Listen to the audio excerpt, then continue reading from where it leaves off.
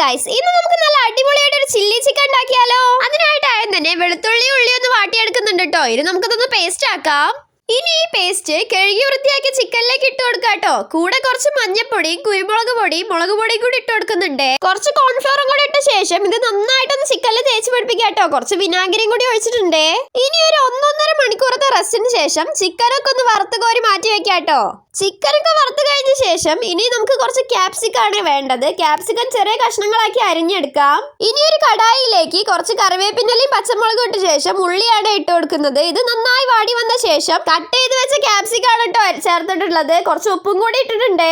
ഇത് നന്നായി ഒന്ന് മിക്സ് ആയ ശേഷം കുറച്ച് മഞ്ഞപ്പൊടി മുളക് പൊടിയും കൂടി ഇട്ടിട്ടുണ്ട് കേട്ടോ. ഇനി നമുക്ക് ചിക്കൻ തട്ടി കൊടുക്കാം. ചിക്കനും ക്യാപ്സിക്കും ഒക്കെ നന്നായിട്ടൊന്ന് മിക്സ് ചെയ്ത ശേഷം കുറച്ച് ടൊമാറ്റോ സോസ് ആണ് ഒഴിച്ചു കൊടുക്കുന്നത്. ഇനി ഇത് നന്നായിട്ട് യോജിപ്പിച്ചാൽ നമ്മുടെ ചിക്കൻ ചില്ലി ഇവിടെ റെഡി ആയിട്ടുണ്ട് കേട്ടോ. ആ സോസിന്റെ ഫ്ലേവർ ഒക്കെ ആയിട്ട് നല്ല രസം കിട്ടുന്നത് കഴിക്കാനായിട്ട്. എല്ലാവരും ഉണ്ടാക്കി നോക്കണേ. ബൈ.